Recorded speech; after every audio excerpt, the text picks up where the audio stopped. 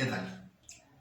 Buenas tardes, este es el video Yin del tema anterior y es el estrés y las dos polaridades en relación a una situación de emergencia. Bueno, como lo comentaba, los niños que se gestaron en la guerra se sabe que nacían con problemas de desarrollo. Esto lo podemos entender de una manera más poética antes que biológica, porque biológicamente apenas lo estamos entendiendo, pero poéticamente decimos, y los chinos así lo decían, porque era la razón para tener una civilización, era que las almas no les gustaba bajar a la tierra y dar lo mejor de sí y brillar con todo su fulgor de su alma y evolucionar y manifestar mucho Shen o mucho espíritu, mucha felicidad, alegría, si la civilización estaba en decadencia. Para los chinos esto era muy importante. Los maestros taoístas explicaban cómo la guerra era una desgracia. ¿Por qué? Por el bien de unos cuantos señores de la guerra, la civilización entera se iba al desastre. Entonces, era muy lamentable y se pagaba con varias generaciones. Entonces, realmente los maestros taoístas ya sabían, porque eran muy observadores, de qué sucedía con las civilizaciones humanas, con las tragedias con las que tenía que vivir. Y no es como que los estados de emergencia no existían en el pasado, eran la norma. Tan es así que los chinos se cansaron de vivir defendiéndose de tribus que no querían todavía civilizarse, como los mongoles, y por eso hicieron la Gran Muralla China. Además de que los soldados en una civilización como la China no eran para hacerle la guerra al pueblo ni a las naciones vecinas, eran para mantener la paz. Un poquito como ahora lo queremos entender, pero bueno, se avecinan tensiones geopolíticas, faltan recursos, hay naciones que así les gusta resolverlo haciendo la guerra. La guerra es parte de la vida, ciertamente. Una manera interesante de ver la guerra es cómo esotéricamente se ve en el planeta Marte. Es muy interesante porque en el esoterismo biológico la vesícula biliar es Marte, aunque en tratados franceses de acupuntura se plasmaron planetas que no están en la tradición china antigua.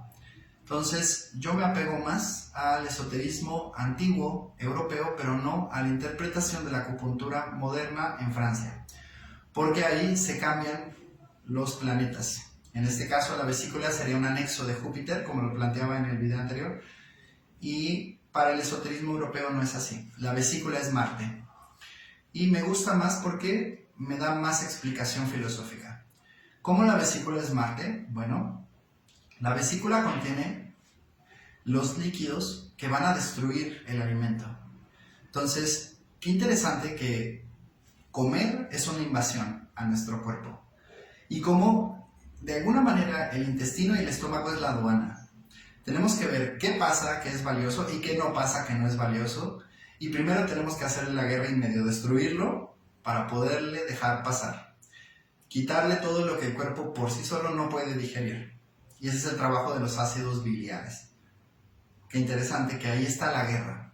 Y como comentaba en un video anterior, no hay bueno y malo en el taoísmo, simplemente todo cuando está en su lugar es correcto. ¿Cuándo es correcta la guerra? Para defender la integridad de un organismo. Una civilización se puede considerar un organismo, y esotéricamente todavía hay explicaciones más vastas para entender que sí es un organismo. Pero volvamos a la vesícula y a Marte. Como el derecho a hacer la guerra es el derecho a mantener la integridad. Es muy distinto eso a escupirle bilis a alguien. Eso ya es hacerle la guerra a otra entidad. ¿Y por qué hacemos la guerra desde hace muchos años? Bueno, porque a mi entidad le faltan recursos, entonces tiene que destruir otra para comerse los recursos de otra entidad.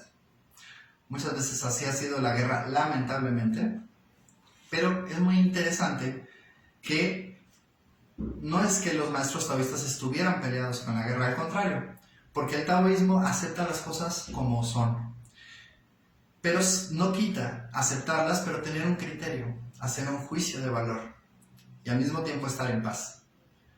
Este tema es muy interesante porque toca el asunto de tener una mente y al mismo tiempo no darle crédito a la mente, no darle permiso de afectarnos. Bueno, antes de pasar a eso, continuemos con la guerra.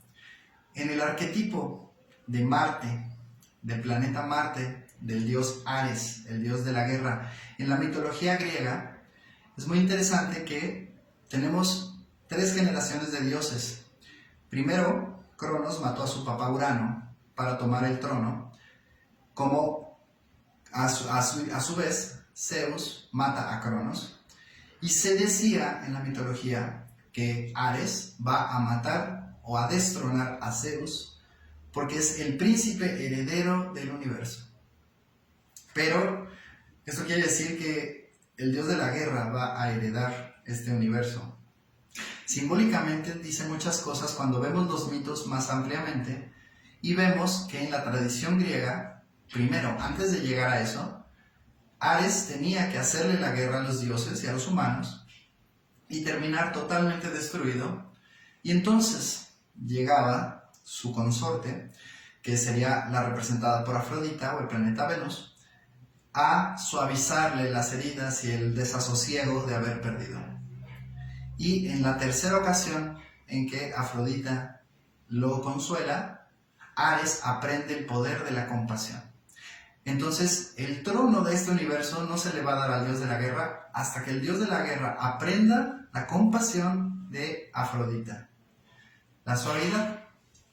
Entonces, aquí ya estamos tocando mucho el tema de las polaridades. Y también quisiera ahora adentrarme más a la parte antigua. La parte antigua que yo comentaba en videos anteriores era cómo en el matriarcado las cosas no se pensaban, eran instintivas. Como la mujer tenía una conexión cósmica con el universo, sabía lo que era correcto y nos regía por su sabiduría innata. En algún punto esta sabiduría se fue perdiendo. Cuando eso sucedió, nos dio la manzana envenenada. Nos dio conocimiento y lamentablemente el hombre no podía digerir este conocimiento, porque al tener una mente que pudiera juzgar si esto es bueno o es malo, dejamos de ser taoístas, dejamos de aceptar el universo como es, entendiendo que como es está bien. Para el taoísmo, todo intento de mejorar el universo era un error, porque entonces estábamos transgrediendo un proceso que era perfecto, pero que la mente no podía entender. Esto es muy natural en los niños. Un niño no entiende por qué algo es bueno para su camino de vida, pero sus papás que tienen más sabiduría sí lo saben. Bueno, la vida nos decía que todo estaba bien, pero el hombre, al discernir si esto podía ser bueno para mí o no, entonces empezamos a luchar y a cambiar el mundo. Tal vez un poco de manera prematura, sin suficiente filosofía, inteligencia, entendimiento y herramientas o ciencia para hacerlo. Esa es la razón de que en el esoterismo se dice que la guerra nació, y nació de manera prematura. Y se instauró el patriarcado cuando la mujer o el polo femenino dejó de podernos inspirar. Aunque esto no es del todo cierto, porque hubo civilizaciones que mantuvieron ese conocimiento inspirado en la mujer por muchas generaciones. Ahí entendemos cómo hubo civilizaciones matriarcales todavía avanzadas en otras al mismo tiempo que en otros lugares del planeta ya eran totalmente patriarcales. Bueno, pero era siempre una lucha porque fue una transición de pasar de la madre al padre. Y aquí es muy interesante cómo también en el desarrollo de un niño, primero está con su mamá y confía en absoluto que su mamá le va a proveer del todo, porque todo está bien, porque su mamá se encarga de que el entorno sea agradable y bueno para su crecimiento. Y ahora vemos cómo los niños necesitan ese crecimiento en un entorno maternal y cómo no tenerlo nos genera los problemas neurológicos que vemos en las nuevas generaciones. Pero es un error porque ahora también los papás modernos cuidamos y les damos demasiada facilidad a los niños cuando ya les tiene que tocar el rigor patriarcal. Entonces, la historia nos lo dice. La historia fue matriarcal, pero la humanidad necesitó más rigor, más guerra, más disciplina, y eso está bien, más avanzado, después de la edad tierna de los niños. Entonces, un joven se tiene que buscar y luchar su lugar en el mundo, y por eso existió las reglas y la disciplina y la guerra.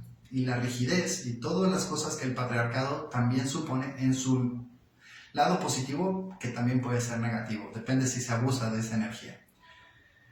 Pero aquí viene algo que se viene auspiciando desde hace 100 años, y es que es el nacimiento de una nueva era.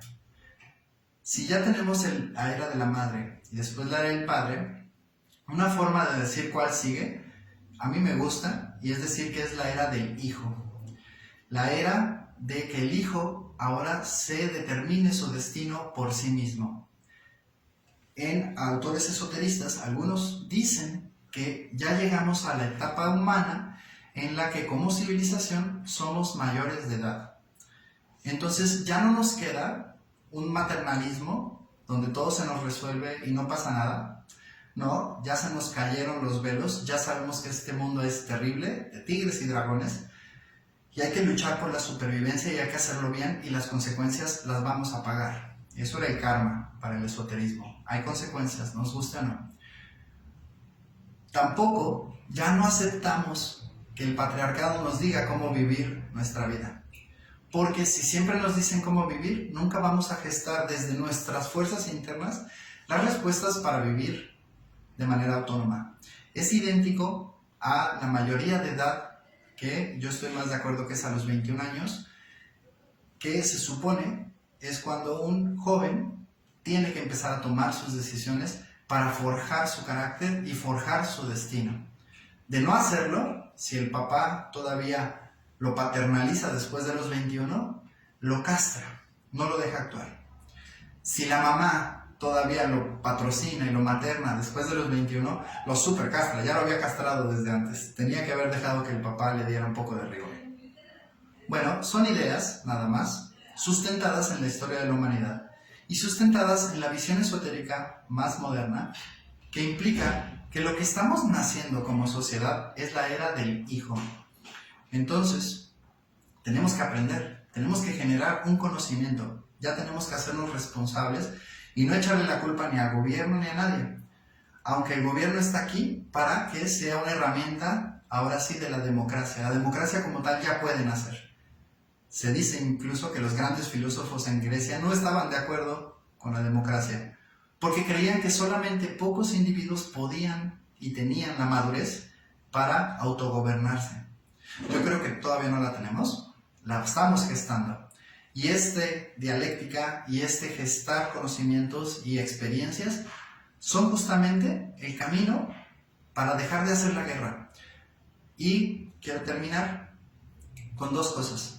Como si en la antigüedad no teníamos mente, y al tenerla, o tener el árbol del conocimiento, y este es un tema que con gusto lo platico más adelante, perdimos la inocencia y empezamos a transgredir contra el universo, como tenemos una mente que no nos estrese. Bueno, justamente es tener la capacidad de no casarnos con nuestras ideas, sino vivir siempre sin tener esa sensación de que nuestras ideas ya son la verdad, pero nos viene de la herencia de que la verdad tal vez vivía en las culturas que nos precedieron, pero ya se perdió. Ahora no nos basta la tradición, porque ya son verdades incompletas que aparte eran para otra época. Tenemos que tener ahora verdades que sean móviles, que sean vivas, para que podamos adaptarnos a todas las circunstancias. Y creo que de esa manera el hombre puede tener ideas para actuar y la mujer puede tener ideas para estar en paz con un mundo tan loco. Porque la que nos trastorna es la no aceptación desde la mente. Y eso es el trabajo de muchos de los caminos místicos modernos también.